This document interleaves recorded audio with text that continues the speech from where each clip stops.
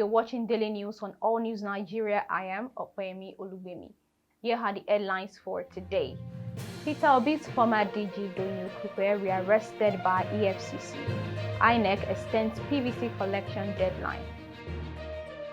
Atiku calls Tinubu fantastically corrupt, unfit to rule.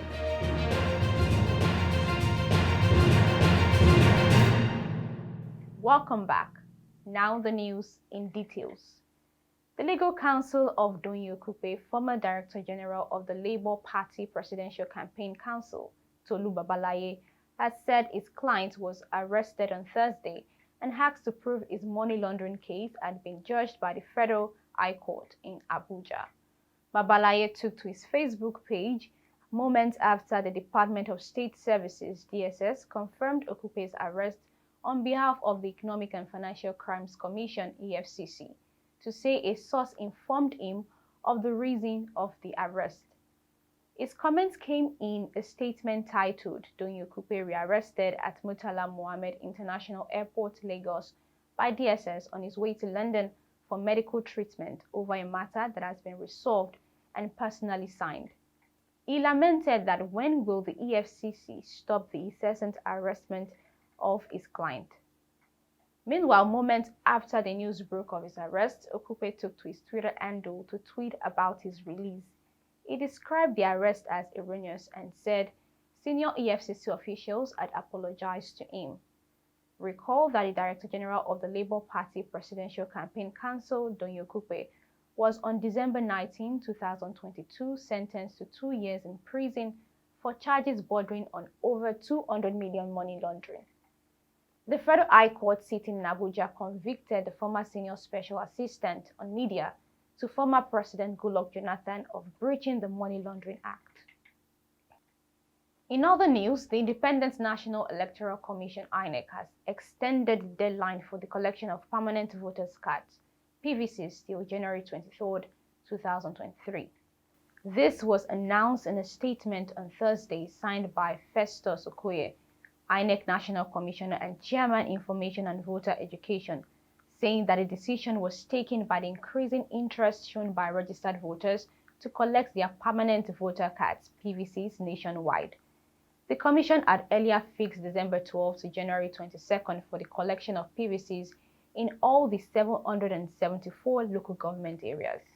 But according to the statement by the Commission, the collection of PVCs from registration areas would continue till January 22nd, after which collection at local government areas would continue on 23rd January 2023. Meanwhile, Okoye said the Commission was investigating allegations of extortion by officials at some of the collection centers and inducement by some unscrupulous voters to circumvent processes in order to obtain their PVCs. Similarly, the Commission said was disturbed by allegations of discriminatory issuance of PVCs in some locations. Some INEC officials allegedly frustrate PVC collectors in various locations. He explained that INEC has printed over 13 million new PVCs for advised field officials to immediately notify their respective recs should it emerge that some cards could not be located. Lastly, on the news, the Atiku campaign organization has described the presidential candidate of the All Progressives Congress, Asiwaju Bola Ahmed Tinubu, as corrupt and unfit for public office owing to his alleged corruption.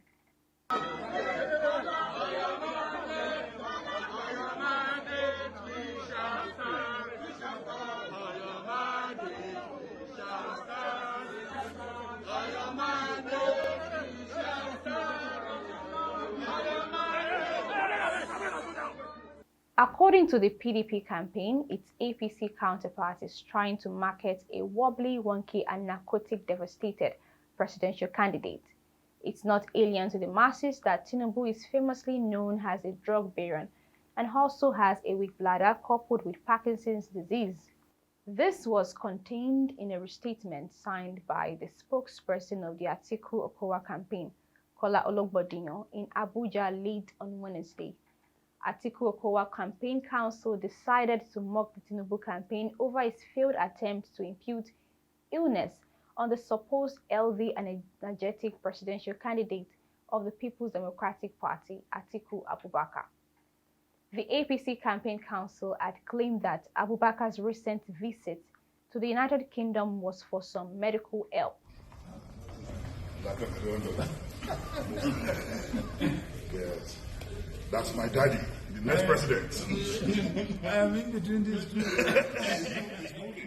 Debunking the false narrative, the Nomilaye, the spokesperson of the PDP Presidential Campaign Council, said the former vice president was invited by the British government.